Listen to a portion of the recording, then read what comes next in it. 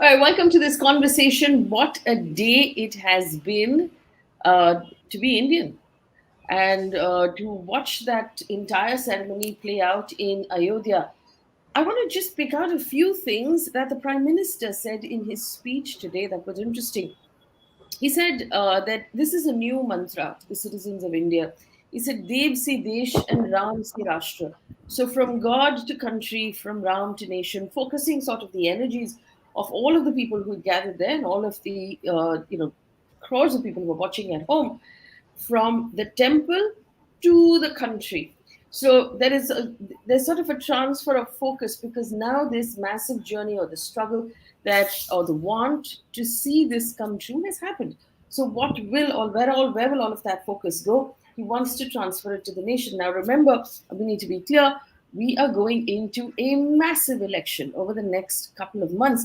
The Prime Minister saying that drew a lot of emotion and reaction when he said he's glad that Ram Lalla, or the boy God, is no longer going to live in a tent, but he is going to live in this grand temple.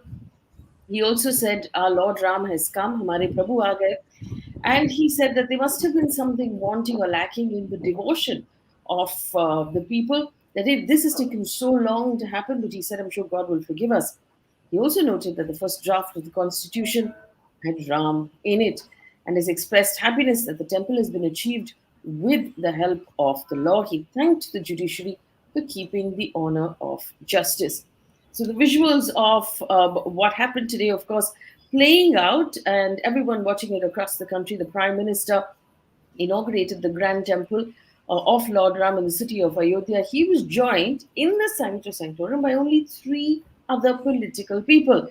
The Chief Minister of Uttar Pradesh, Yogi Adityanath, the Governor of Uttar Pradesh and former Chief Minister of Gujarat, Anandiben Patel, and the RSS Chief Mohan Bhagwat. Once that ceremony, which took about 84 seconds, which involved removing the idol's blindfold, applying kajal with a gold stick. The Prime Minister, dressed in his golden kurta with a cream dhoti, stayed for about 3.5 hours. It was an event that was attended by over 8,000 people. It had industrialists, it had Bollywood actors, it had various sports people, and of course, politicians.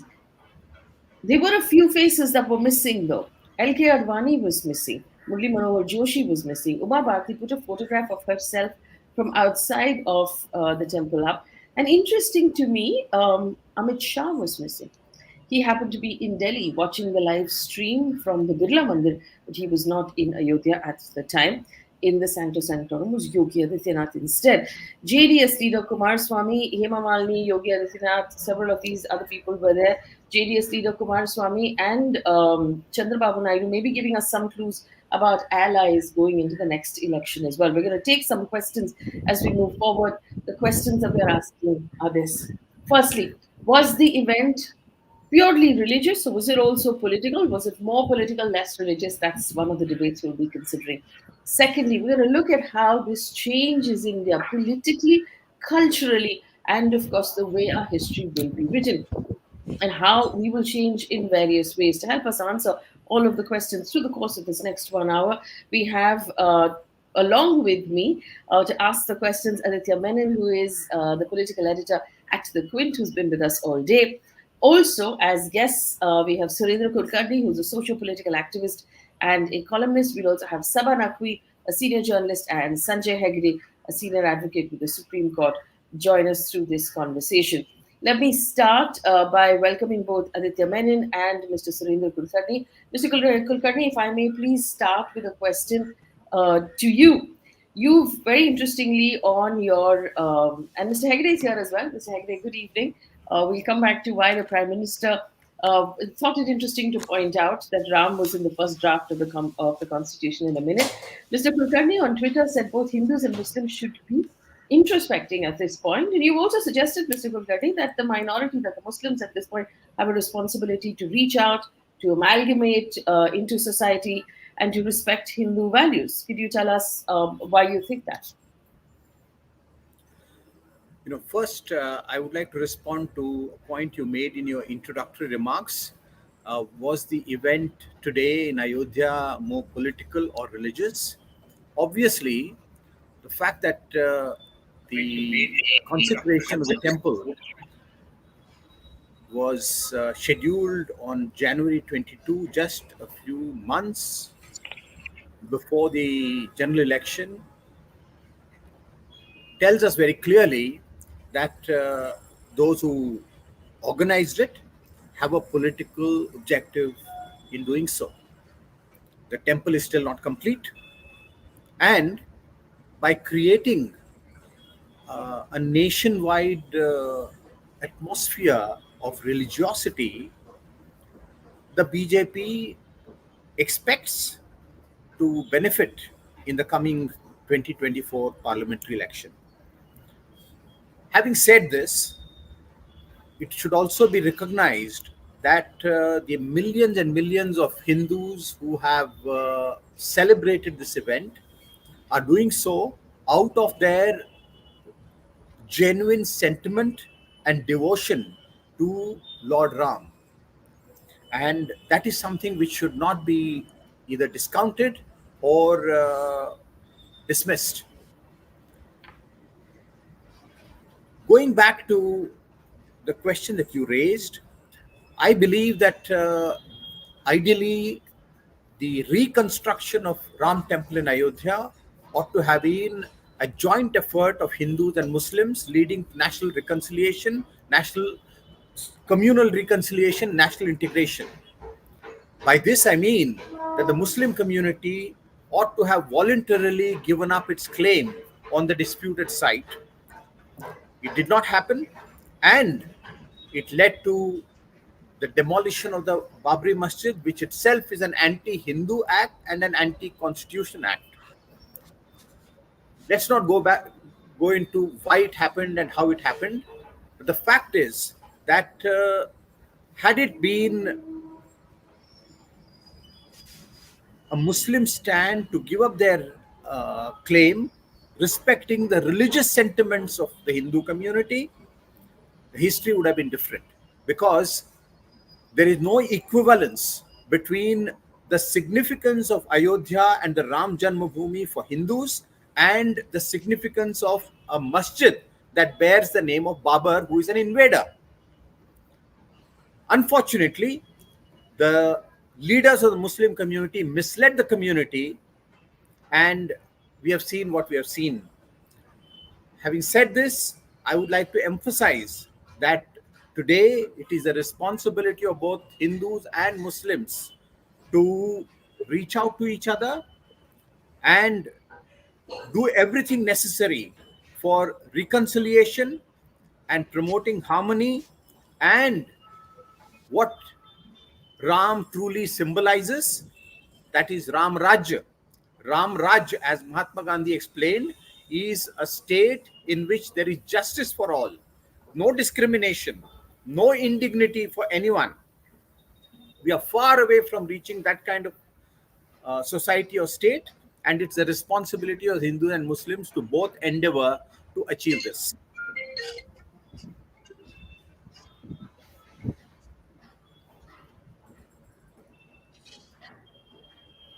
Yeah, I think you were on mute.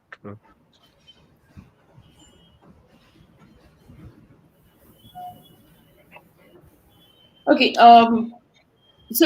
Aditya, it's very interesting, Mr. Kulkarni, opening with that argument, but I do want to ask you this and take the question to the panel as well. Was this, and we talked about this in the morning, was this a political event? Was it a religious event? Because the overlap was stark, and the Prime Minister's speech did, mention country on many levels, almost as if these things are interchangeable.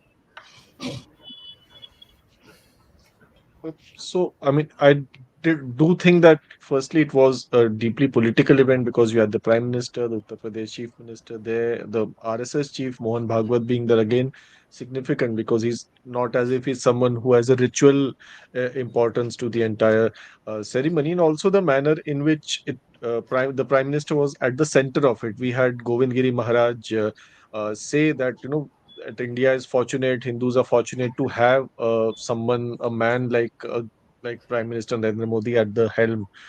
So obviously, political, and as Sudhin Kulkarni sir very rightly said, it is the timing, it being in the run up to elections, makes it undeniably political.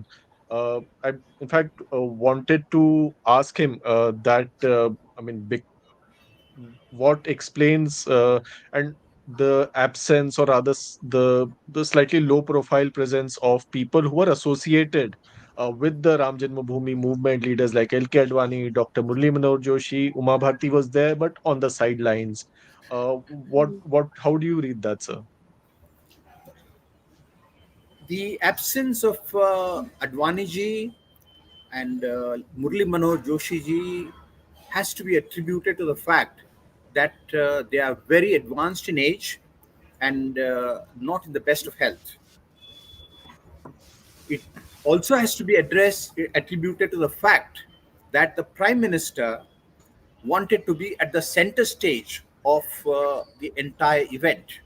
Because, as I mentioned earlier, the purpose of having this event on January 22, just a couple of months before the parliamentary election, is to show that this is an event of the the hero of the event is Prime Minister Narendra Modi. So both factors answer your question as to Hmm. why other senior leaders of the BJP were not there. But I would like to also make one more point here. It became the BJP RSS event. Ideally, it should have been an event that showed the plurality of India, both the religious plurality as well as the political plurality, and thereby emphasizing and underscoring the fact that Ram is is a religious figure for Hindus, but also a very important icon at the center of India's civilization, and therefore respected by even non-Hindus. Unfortunately, in the political tug of war that we have seen, the Congress party, it allowed the BJP to monopolize this event, even though the Congress party has made a significant contribution to the reconstruction of the Ram temple. But they were so apologetic of their own contribution that they did not even emphasize that they had done so. I'll just mention two or three important milestones in the journey of the Ram Temple movement from 1949 onwards. I won't go before independence. It was, after all, Gulzari Lal Nanda, a senior Congress leader, an interim prime minister on two occasions, a senior minister in the cabinet of Nehruji as well as Indira Gandhi, who was spearheading, was championing the cause of Ram Janmabhoomi even before the Vishwa Hindu Parishad came into the picture. It was Rajiv Gandhi's government that allowed the locks on the disputed structure to be removed. It was Rajiv Gandhi's government that allowed the first Shilanyas to happen. Yes. Now, the congressmen themselves are saying that Rajiv Gandhi was misled. They don't want to take credit for even their own Yes. contribution. And this has Mr. therefore Kulkarni, helped the BJP and the RSS to monopolize today's monopolize event. the event. Mr. Kulkarni, I am going to bring in the other two guests as well, and then we'll circle back to what the opposition could have done. We have a question from one of our viewers, Abhinav, who said, did they invite the opposition parties? They did, in fact. Opposition parties all received invitations and have given various reasons and various reactions to why they were not there. Sanjay Hegde, Saba, Naqvi also joining us. Mr. Hegde, my question to you is this.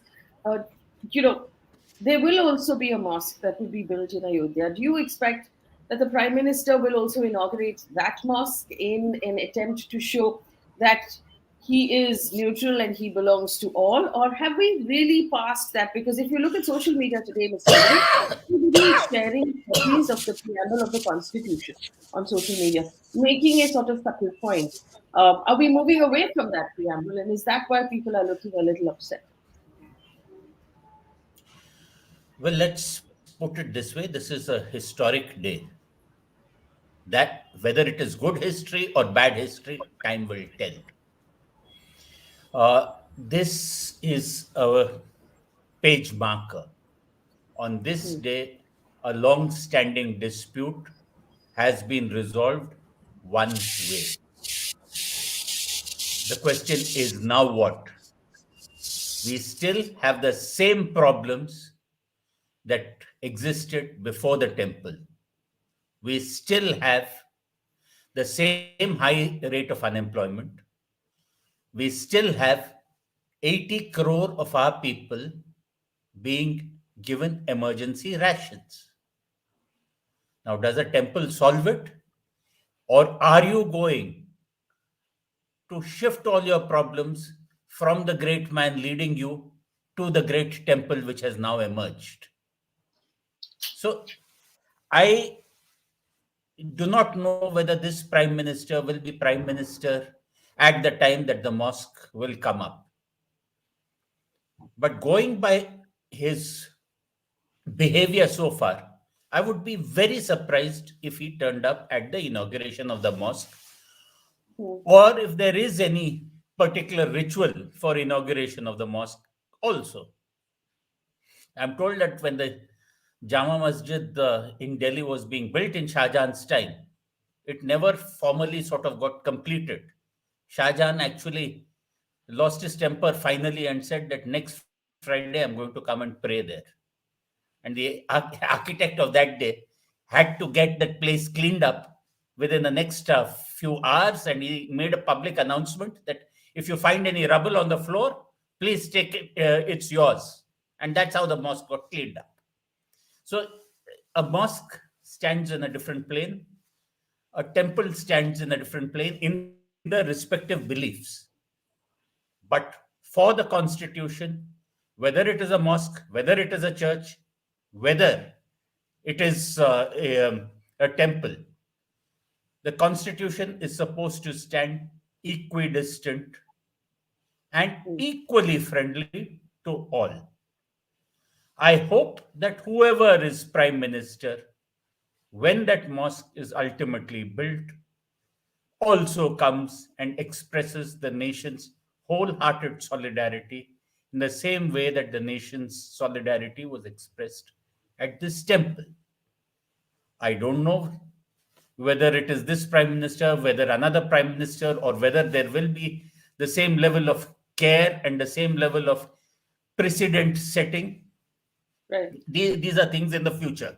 The real question is, what do we take away today? Mm, Do we take it away as a zero sum game? One side won, the other side lost?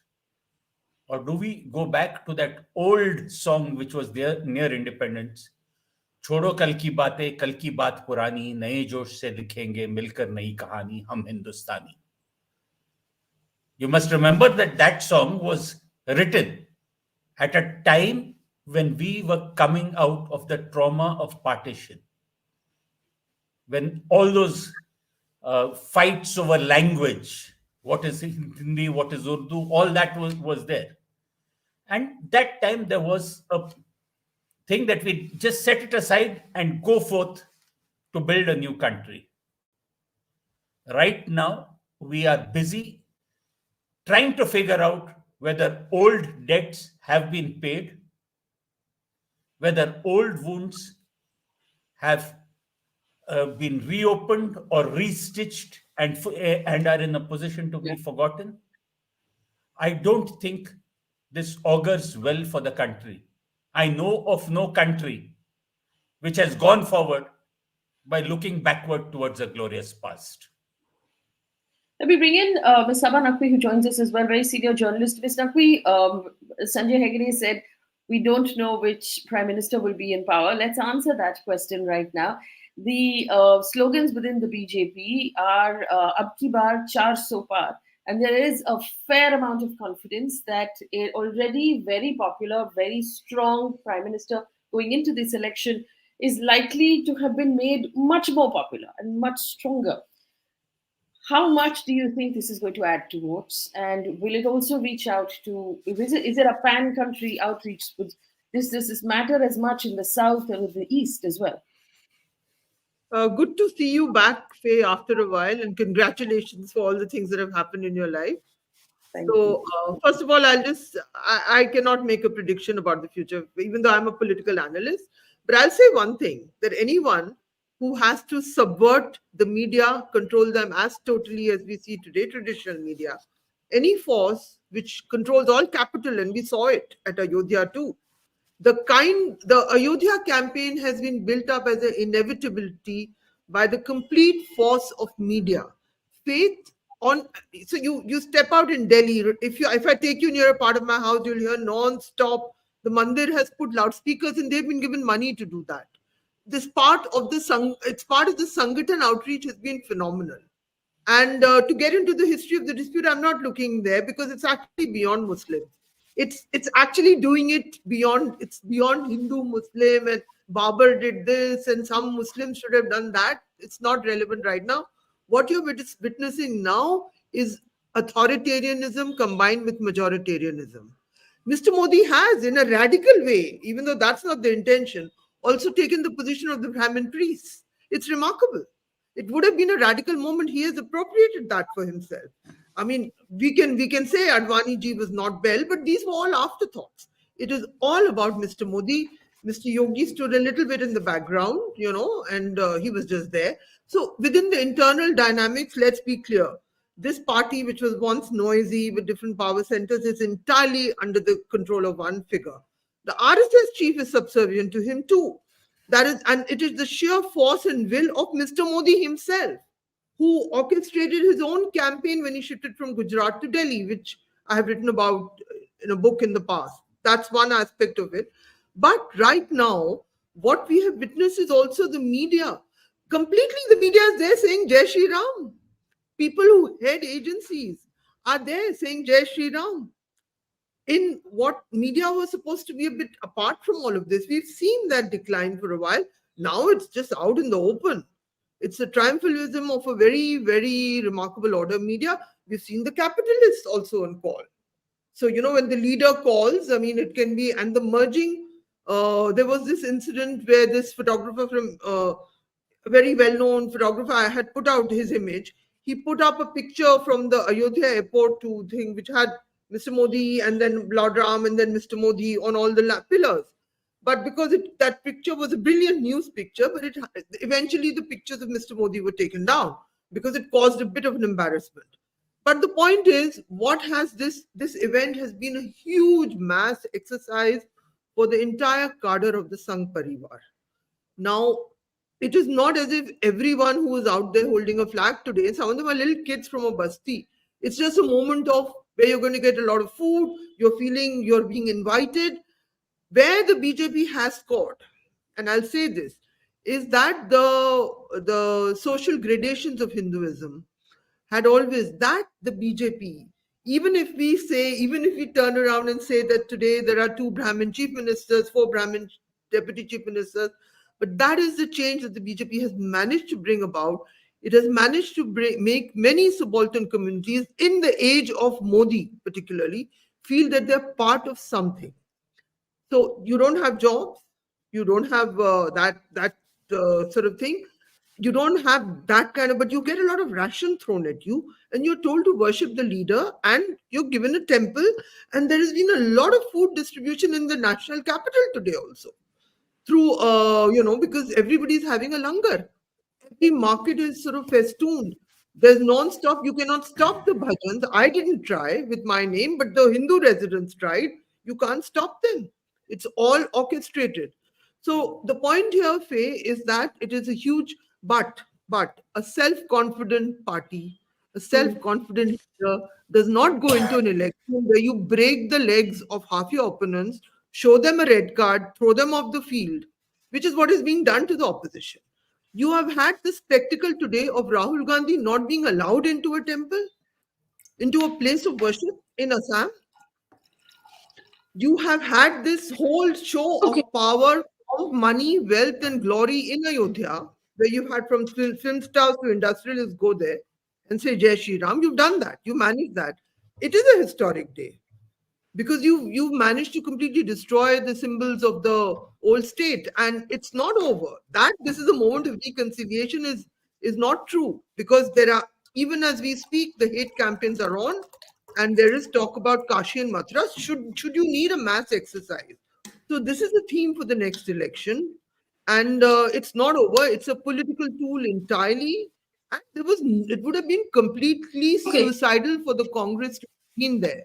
First, they would have been sitting there, spectacles of Jawaharlal Nehru's descendants would have been spectacles to the burial of the secular state. It would be shameful for them to go there. And Okay, to let me witness bring in. All right, Saba Naqvi, let me bring in the other guests to respond to this. Mr. Kulkarni, if you want to respond, says that this was just an exercise in brute power by the BJP. Specifically, let's talk about opposition, Mr. Kulkarni.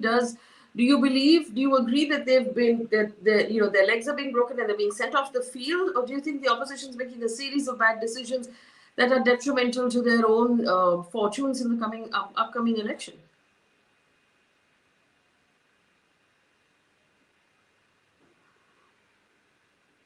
I believe you're on mute, Mr. Kulkarni.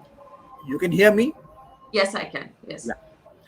As you framed it right at the beginning, there is a political aspect to what happened today, and there is a social religious aspect to what happened today. After a few months after the elections, the same fervor that you have seen today will no longer be there. But the BJP has utilized this issue for political gain, and most probably it's going to gain significantly. And to some extent, the opposition itself has to blame for letting the BJP monopolize this issue. Right from the 70s and the 80s onwards, the sentiments of the Hindu community ought to have been respected by the Muslim community as well as by all the political parties. They did not do so. And the one party that actually did so in a very dilly-dally manner, and is completely erased from at least the North Indian landmass. And the BJP, backed by the enormous organizational power of the RSS and its affiliate organizations, have used this to their advantage. But how do we go forward? We have to go forward by depoliticizing this temple issue and move in a direction in which we achieve greater social communal reconciliation and national integration. And this is a responsibility of one and all. If the BJP continues, to somehow whip up its majoritarian triumphalism, it will, there will be a blowback on this, because the people of India are ultimately going to also face many other issues which have been pointed out, and they're all real issues. And after some time, when this religiosity comes down, the real issues of governance, the real issues of inclusive development, all these will manifest themselves, assert themselves. And how the BJP responds to these issues, other parties' response to these issues, will determine the direction of politics in the coming years. Okay, I want to bring in Aditya Menon here of the Quint. Aditya, quickly, we talked about this again this morning a little bit. Yogi Adityanath was inside the Sancto Sanctorum, which is obviously only 4 people were let in, apart from along with the Prime Minister. Amit Shah was not. He was back in Delhi. Is there some coded message of who's next in line or who's more important that we should be reading from this? Are you reading anything into it?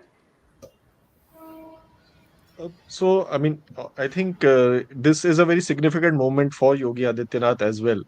And in terms of at least the public view, Yogi, in terms of popularity, even the surveys like C Voter have suggested that after Modi, he is the most popular leader in the BJP. And if, in this entire debate about after Modi, who today would be a very important moment in favor of Yogi Adityanath. I, in fact, had a question for Sanjay Hegde. Uh, there is also the other side of what happened today, and there's a lot of talk of reconciliation and moving on from here. But there is a sense in the Muslim community, at least, that since of course, the mosque hasn't been built, the people behind the demolition, there has been nothing to punish those who are behind it, or even the violence that took place after it. So, is any kind of reconciliation or closure possible without some of those things being addressed? Well, that is a choice that Indians make, whether Hindu or Muslim. Can you have reconciliation? First thing is, do people want reconciliation? Or do people want to keep the fight going? There is that thing that, irrespective of how many we waited 500 years to restore one wrong, maybe we'll have to wait 500 years on the other side, or whatever. There are people like that. The vast mass of India, I think, wants to be reasonably peaceable. They do not want violence. And that was the only thought that I had today morning. Pray that this day goes peaceably. And touch wood, hopefully it will. But reconciliation needs grand gestures. It needs grand gestures on the part of the Hindu community. It needs grand gestures on the part of the Muslim community. And I also know that there is no one person who can speak on either side. The Supreme Court, before it gave its judgment, did try a mediatory approach. And I'm told that the mediation almost went through, and the outline of the mediation deal was exactly what the final judgment was. But there were people on one side who said, how can we speak for everyone? How can we sign it away? It was like that. So I've often felt that, if there was a grand gesture of one side asking for it, or and in return maybe promising huge, not only promising, actually delivering huge things before taking any gift, maybe things could have worked out. That's what Mr. Kulkarni was also probably adverting to. And you see, the real problem is this, that a there are two more temples where, unlike all this thing about Ayodhya, where it was doubtful whether there was a baki, what, this, that, and the other, the documentation as far as Kashi and Mathura is concerned is historical. The Supreme Court judgment in Ayodhya is there. They may not have meant what it is now being read as, but it is being read in a particular way. Is Are these two issues things that can be kept aside for our lifetime or for our children's lifetime, and do we proceed without resolving them? Or will some wise leadership for the country, I'm not saying this side or that side, say, let us just sort this out and be done with? Mm. I was in Turkey uh, in October, and you have seen, and the Hagia Sophia, which became the Hagia Sophia, Yes. that is a monument which starts off as a church, then becomes a mosque, then becomes a museum, and has now been turned into a mosque, but only one particular section of it is actually used as a mosque. And I don't think that particular decision is very popular with all the Turkish people, especially those in Istanbul and the younger people. I think what will ultimately determine whether there is a reconciliation or whether there will continue to be fights is the generation that has come up after us. It is the younger generation which may very well tell Mr. Kulkarni and me that, look, in your generation, you only managed fights. We are not into this. I don't know where the younger generation stands. Unfortunately, and this is one last point before I'm done. Today, we live in the era of the mobile internet and of the moving image. One Insta post, one meme, one short reel sometimes makes more impact than thousands of pages that are written. And this generation, which is brought up on the internet, often tends to see things in a short attention span and in terms of binaries. That generation requires to read more deeply, think more deeply. Well, when we talk about this generation reading more, thinking more, consuming more information, I want to go back to Saba Naqvi's point about the mainstream media now sort of functioning, or the manner in which the mainstream media is functioning. Because even on a day like today, while Sanjay Hegde pointed out that the constitution needs to be equidistant from all religion, that is true of government and that's also true of the media. Is the media equidistant at this point? Is the media doing its job? Is it asking the right questions? Is it putting out the adequate answers? If we're hoping to educate the younger generation, will we do that with the kind of inadequate information that is currently being put out? That's the question I want to ask. But let me take it to Mr. Kulkarni. And Mr. Kulkarni, to finish what you were saying also about the opposition and the stand that they have perhaps abdicated ground that they could have occupied. Just will you please ask that last question again? I couldn't hear it properly. So my question to you is the media, mainstream media, doing its job adequately if we want to raise a generation of people who appreciate history but really look forward, into what has to come for the country? And also, yes, go ahead. Absolutely not. The media has been completely captured by the political authority and lost all its independence and critical thinking and neutral, unbiased reporting as well as examination of issues. Now, that really brings us to another question. It's not just development that's going to assert itself, development issues, but also the issue of democracy itself. In the way the BJP has become all powerful today, there are real concerns amongst people, including those who support the Ram Janmabhoomi issue, real concerns about the survival of democracy in India, whether freedom of speech will be guaranteed, whether independence of the media will be guaranteed, whether integrity and independence of the judiciary will be protected. These are issues that are going to assert themselves in the years to come, because we have seen how in the last 10 years the BJP government has functioned. And therefore, it is even more important, not only for the opposition, but even from sections within the Sangh Parivar, to do their duty to defend not just secularism, but also democracy. And I'm especially pointing out sections within the Sangh Parivar, because sections within the Sangh Parivar have stood up for democracy in the past. L.K. Advani, Atal Bihari Vajpayee ji, and many others were imprisoned during the emergency. Emergency was a big attack on Indian democracy carried out by the Congress. And who defended democracy?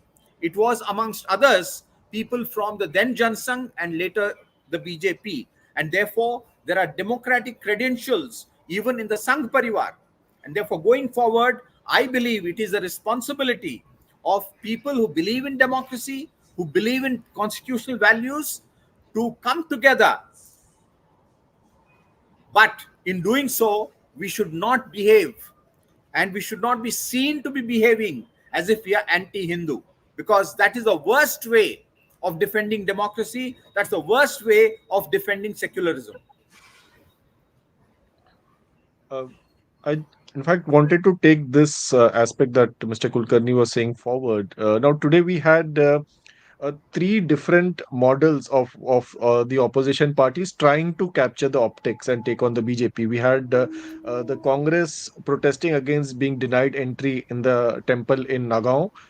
We had Mamta Banerjee holding a multi-faith rally and going to the religious places of all four major communities. And then we had Arvind Kejriwal and Saurabh Bhardwaj of Aam Aadmi Party doing a Sundarkand part in Delhi. I wanted to ask Saba Naqvi this. Do you think the opposition is doing enough, and could they have done something differently, or whether these are all good efforts, but they just got drowned out in the media buzz around the Ram Mandir? So I think it's a bit complicated, Aditya. I think the opposition lost the momentum with that shock. I have to go back a little bit if I have 5 minutes. The caste census, which is actually about the OBC numbers. In the process of focusing on that optics, they lost. They did not know that the Adivasi vote was slipping away. There's complicated things happening because I suggested that was happening in a column before the result because I'd got some feedback. But what happened to them in this least recent? They lost three states, but with it they lost a section of society, at least enough in the first past the post system.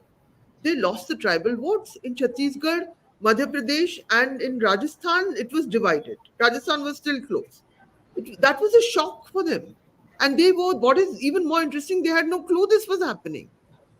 So that they go into this and they had this caste census formula, which is, as you all should know, that tribal and SCs and STs in any case have a certain reservation since the framing of the constitution. This whole thing is about counting the OBC numbers, right? To show you that they are larger and the upper castes are getting less. That is what it's all about. So that whole process got really muddled and the Congress refused to have any seat sharing. Now that the Congress is ready, there are different problems that have cropped up. So there are many problems, but I entirely think that all of them in their own way right now are doing something. But again, you don't know when you have so many ED cases whose goose is being cooked quietly, who's trying to make some backroom deal to get away. I'm not saying they're doing that because the best scenario for the entire opposition is to right now they're talking about bring the numbers down to a coalition. That is the best. It's not about bring it down so that we are not thrown into jail. And the most shocking thing that was done, which was 146 MPs were just disqualified. What is the point of an election if you can do that so randomly? As someone who's covered parliament for years, I've never heard of anything like this. Because they asked the home minister to talk about a security breach. So they were just disqualified. So we are living, so with the, sort of thing, so we are living in very significant times for the point from the purpose of democracy. I no longer see this as a Hindu-Muslim issue. You must understand this. This is a democracy issue. It's an issue of authoritarianism. To talk of peace and reconciliation, that is not going to happen. I mean, surely we know the nature of what we are, where we are, the dominant nature of the party. Of course, individuals can try the kind of goodwill that Mr. Kulkarni speaks about. And you must get my new version of my book, Mr. Kulkarni, because it has all those Vajpayee and Advani eras, which are so different. But so please do that. It'll be out in the market at the end of the month. But that's not the point. The point is that's not going to happen because it's not as if everybody, they all the time want Muslims to disappear. If there were no Muslims, they would have to invent the enemy, so that's an issue. So this peace and reconciliation are nice terms we all like to imagine, but it's not going to happen. It's institutional. Also, some of the verdicts that have come out of the courts they've kept Kashi alive. Also, they could have stopped that. Let's even forget the Ayodhya judgment. where you're saying a criminal act has been committed, yet you say, but, whatever. They've allowed Kashi to remain alive. So, Aditya, to your question, I think they're all doing the best they can under the circumstances, but they missed because so much of politics is about arithmetic. That crucial timing, it's becoming a little late, but who knows? I mean, politics takes certain now. But what I also see is a confident party doesn't take away the power of others to fight.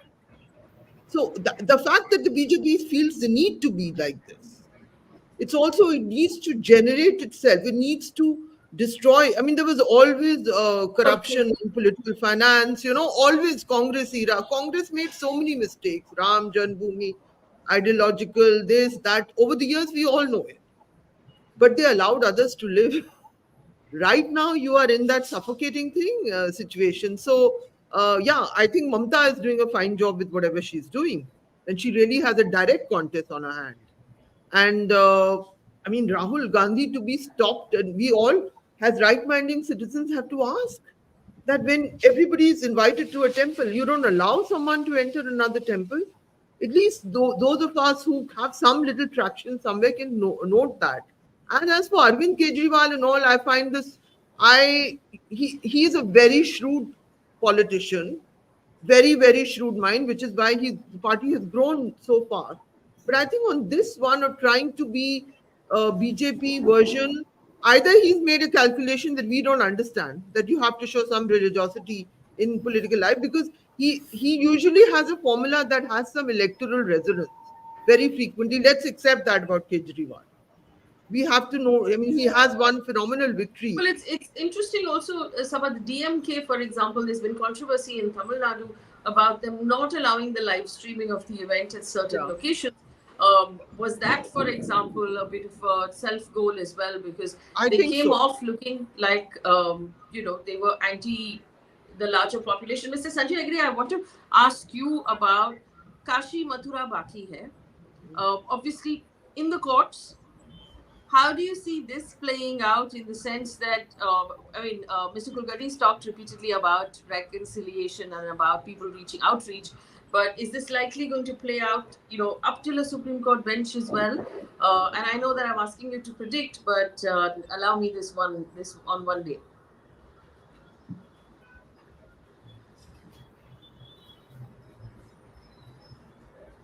I think you're on mute, Mr. Hegde. Yes. So, no, the question is how long will the dispute go on, and uh, what will the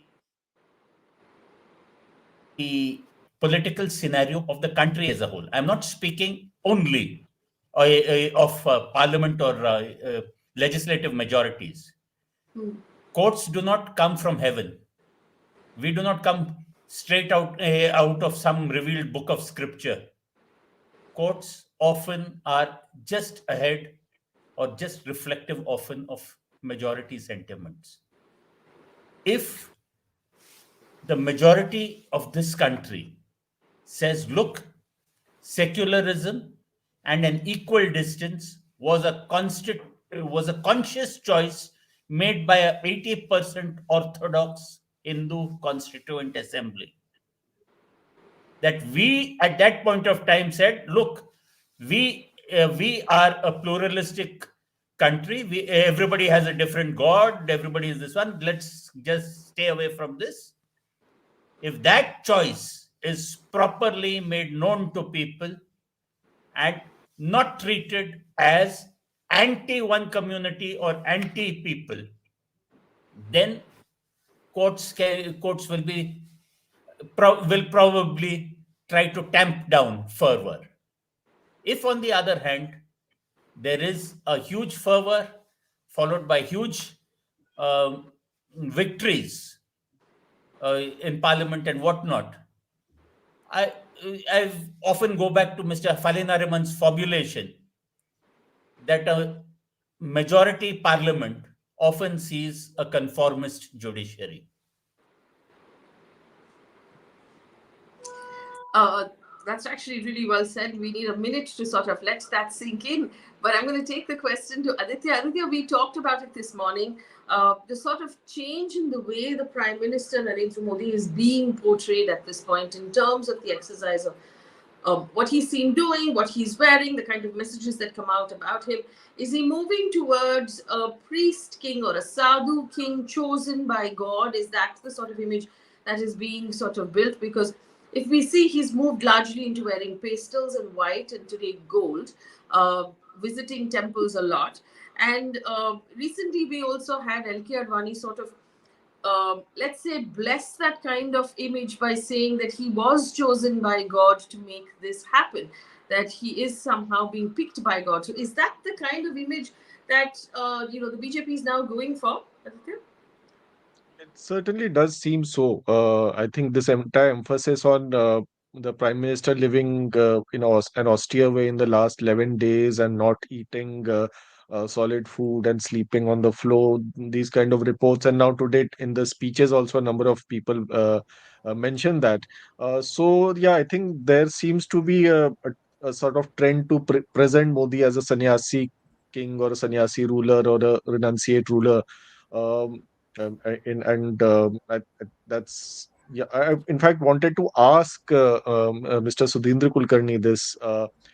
So you had mentioned that people in the Sangh Parivar and even in the BJP have a history of taking on undemocratic trends in Indian politics. Do you think there is enough of a pushback against this emerging personality cult of Prime Minister Modi? Because the personality cult isn't something that the Sangh would be particularly comfortable with. You are right. Personality cult has never been uh, a defining feature of the RSS culture or RSS practice. And it was discouraged even when there were popular leaders. Atal Bihari Vajpayee was a popular leader, but neither he tried to build a personality cult around himself, nor was he allowed by his colleagues or the Sangh. But that party is now very different. There's a Today's BJP is completely a Modi BJP. And as was pointed out earlier, even the Sangh Parivar seems to have accepted Modi as the leader, which was not the case earlier. The RSS, for the longest period of its existence, the highest authority was the Sarsang Chalak, whether it was Hedgewar or Golwalkar, but things have changed. Now, going back to the question of democracy, there is, first of all, democracy is at the very core of Hindu philosophy.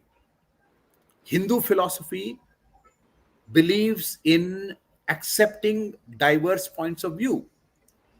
So, democracy is not something that we have imported from the West. Democracy is rooted in our culture. But we have to now go beyond just those aspects of democracy that you know we we find important, such as freedom of speech, independence of the judiciary. These are all important. But social democracy, economic democracy, a truly egalitarian society. We are such a divided, iniquitous society. Now, in my view, an alternate politics has to emerge by taking up issues of equality, of justice, of development that's of a completely different kind than what we have seen in the past 10 years. Now, is the opposition, the Congress party, and other regional parties, are they capable of doing so? I don't think so. I think that in the years to come, there is going to be a big crisis and big churning in Indian politics where these political identities will not matter. A new synthesis has to happen to address the big issues before Indian society. I do want to ask Mr. Hegde a question, if I may. Mr. Hegde, growing up in India, there were certain things that we were not used to seeing. The Chief Justice of India in a temple, for example, was a new visual. He then, clarified that it was a personal visit. We're seeing more and more of the president, the vice presidents, the prime minister partaking in religious ceremonies that are widely publicized. So there's always cameramen. It's always publicized. It's always on the internet. Is this a different take to our democracy? Have we turned a corner in some way? And is this how it's going to be? And could you tell us, in your mind, what that means? Well, it's like if you had a president of the United States goes regularly to church, but if that particular church was one which said that, look, only white Anglo-Saxon Protestants rule this country forever. If that was the church, then obviously there would be questions. Now, uh, it's not that we've not had people of faith as prime ministers. Mrs. Gandhi used to wear a Rudraksh mala. Uh, I think Lal Bahadur Shastri, you see, read the biographies and all that, they were religious. But religion was a personal thing.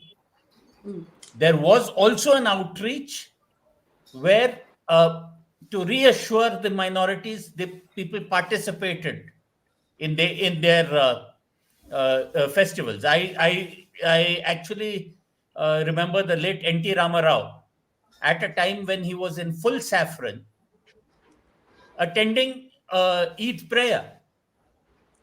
So there was a certain sense of equal respect for all religions, notwithstanding which religion you followed. Right now, there is a triumphalism of your own religion and a certain calculated political disrespect to other religions, which are not politically relevant. That is happening. And I think, and sometimes on social media, especially, we're being told that it is virtuous to be only one and not the other. India is a great land of mixtures. We are losing that flexibility.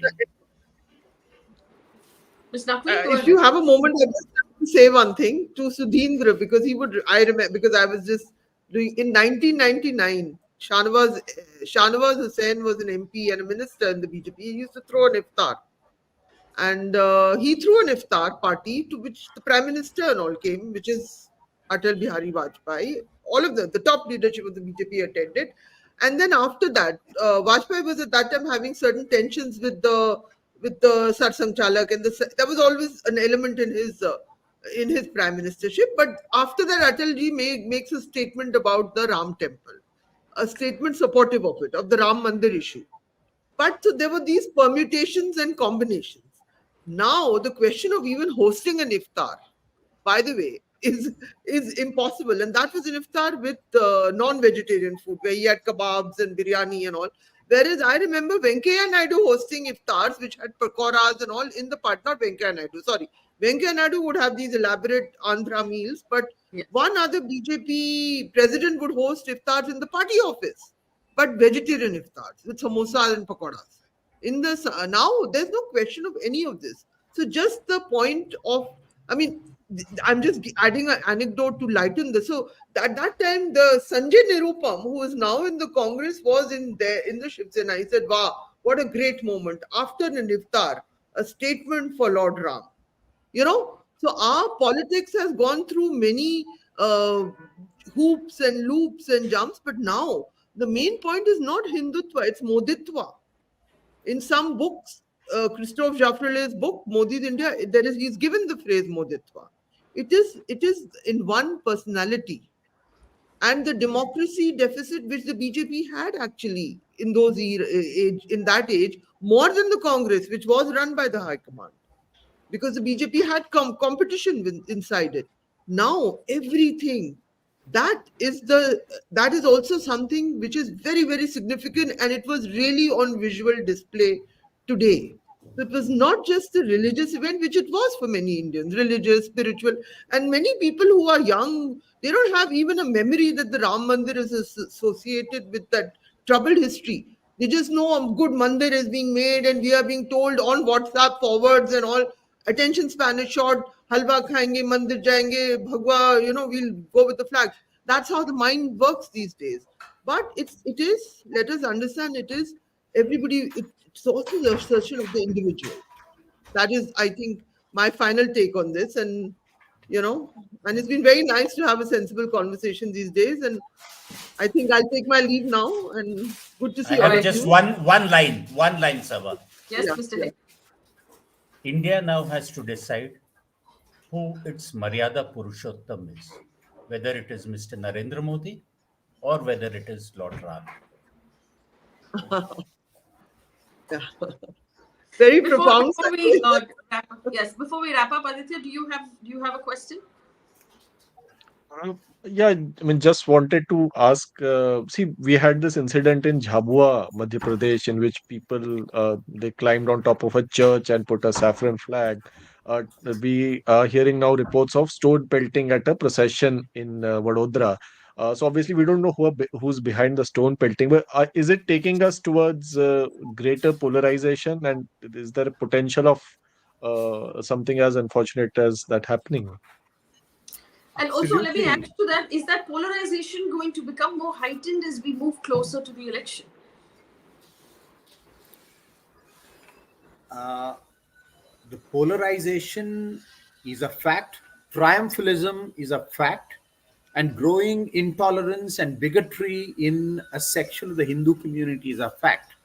And we see the manifestation of this in the kind of incidents that you just mentioned. A saffron flag being hoisted on top of a church. These are illegal, and these are all anti Hindu, because Hinduism is a religion that respects all other faiths. But these elements have been emboldened by the political culture that has come into being in our country. And this will not be, over a period of time, this will certainly not be uh, accepted by the majority of Indians, majority of Hindus themselves.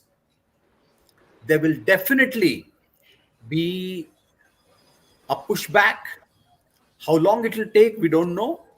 But the today is one of the big lessons of today, January 22, is going back to a question that you posed to Hegdeji, whether or he posed this question whether Maryada Purushottam is Ram or Modi ji. The answer is obvious. Ram has influenced our culture, our civilization in defining ways over centuries and over millennia. And most people who believe in Ram, they believe in tolerance, they believe in inclusion, they believe in respecting others. And therefore, the challenge before Hindu society, Hindu religion, is how to recover the essence of our religion, the essence of our culture, which has been hijacked by fanatical forces, by forces that have begun to practice bigotry openly. Now we have to therefore recover the essence of Hinduism, and we also have to recover the constitutional values which disallow all these illegal and even criminal acts. And this is the challenge.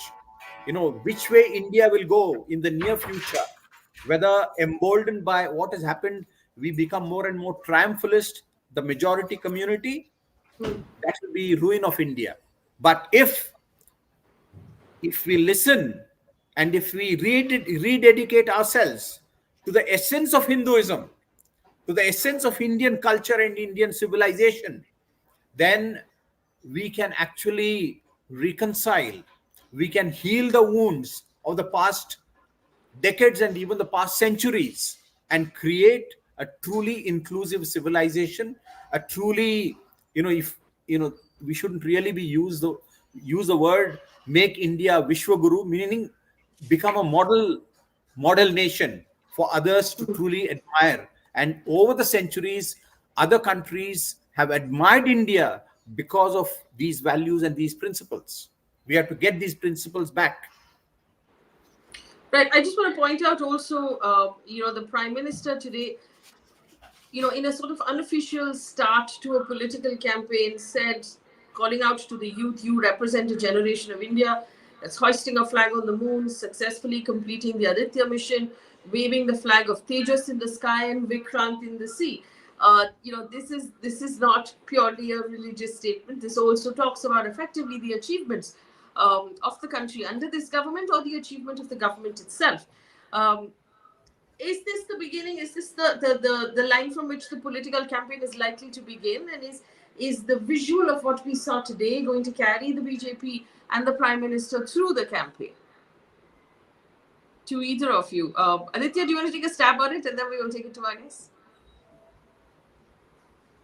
Oh, I definitely found it the beginning of the campaign. I think any rally, this was bigger than any rally that we will probably be seeing throughout the campaign. So it is as political as it probably gets. But yeah, I think we'll love to get our guest take on this.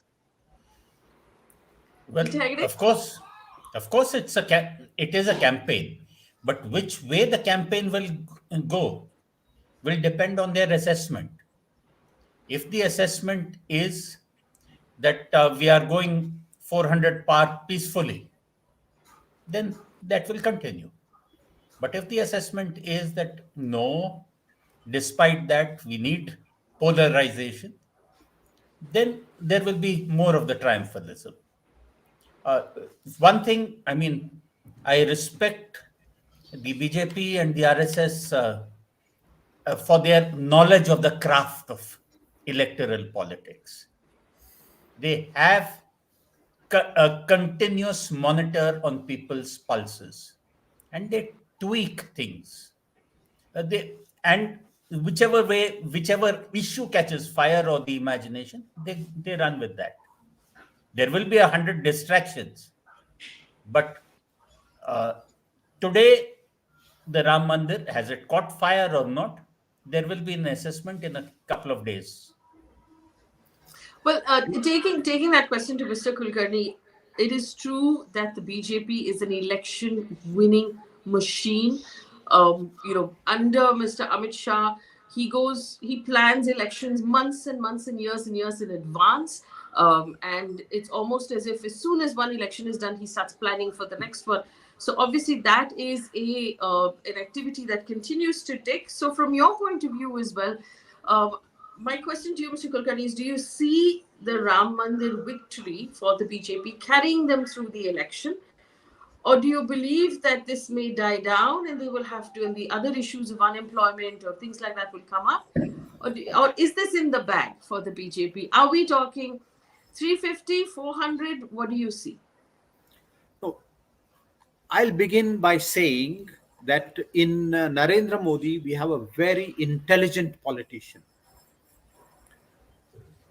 And when you say that he has the pulse of the people,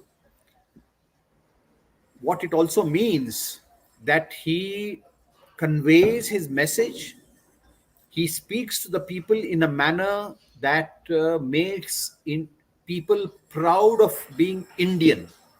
National pride is something that you very clearly see in all the messaging, all the communication of the prime minister and the party as a whole. There is, one is polarization, that is one aspect, but the other is their constant reference to national pride. So when they speak about Chandrayaan and all these things, it makes the young generation today proud of being Indian. And it is indeed a fact that in a fast changing world where the West is declining fast, the Western civilization, Western countries have lost their moral appeal The American dream has ceased to be attractive to more and more people, even in India itself. Today, Indians have begun to feel that India's time has come. And this sentiment is something that the BJP is catching on, whereas all other political parties, including the Congress, are completely, they don't even recognize, they don't even say anything that makes people of India proud.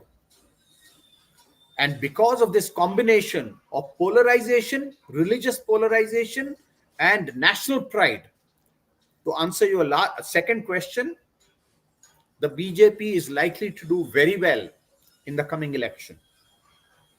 We can't be sure of the numbers, but if you see the fragmentation of the India alliance, just 2 months before, 2 or 3 months before the election, they don't even have any common narrative, any positive narrative.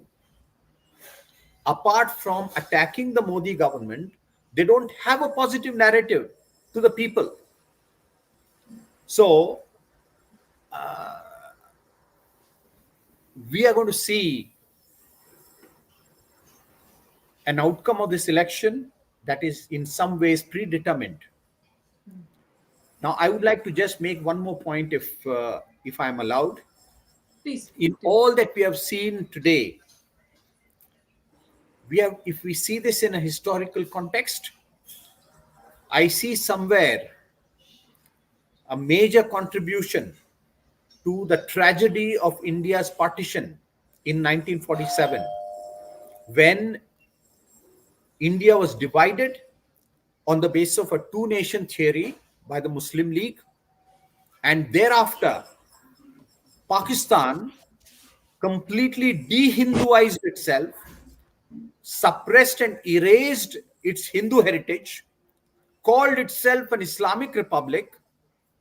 Now, after 7 decades, India thinks that now is our time to assert ourselves as Hindus. If Pakistan can become an Islamic Republic, more and more and more Hindus are today asking, why not call India a Hindu Republic or a Hindu Rashtra? And therefore, after 2024, one issue that is most likely going to be the issue that will dominate politics and governance Okay. in 2024, 2025 is make India a Hindu nation, a Hindu Rashtra constitutionally. So we have to see this whole thing in a historical perspective. Okay, And hang on, the Mr. Kulkarni. antidote to It should this, I'll begin. just make one last point. Okay. The antidote to this is that India, not just the post 1947 India, but civilizational India, which includes today's Pakistan, today's Bangladesh, and the whole of South Asia. The whole of South Asia has to recover its secular spirit, which means that Pakistan has to become secular nation. Bangladesh has to become a secular nation. They have to accept that pluralism. Okay. And therefore, the democratic and secular forces in India have to therefore think of all of South Asia to envision a completely new future for our common civilization.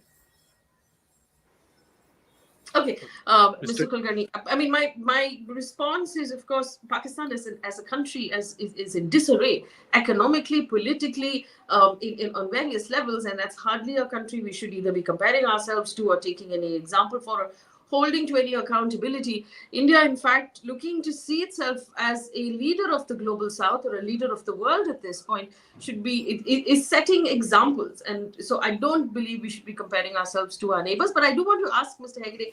Mr. Hegde, the idea of the Hindu Rashtra that Mr. Kulkarni brought up, given everything that we are seeing, is this a version of the Hindu Rashtra, maybe not in the constitution, but in some way different from the country even 6 months ago?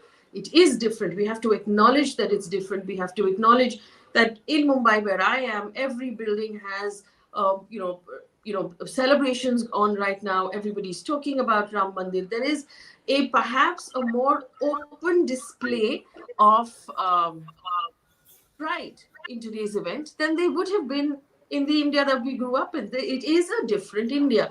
Is this a version of the Hindu Rashtra? And do you think a more literal Hindu Rashtra is on the cards? Well, see, ultimately, how do we define a Hindu Rashtra?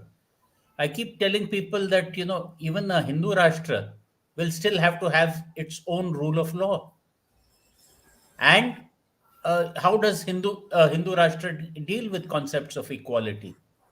Are we going to say perforce uh, we will bring in some Hindus who are more equal, who will be the leaders, who have traditionally been the leaders? All these questions will come.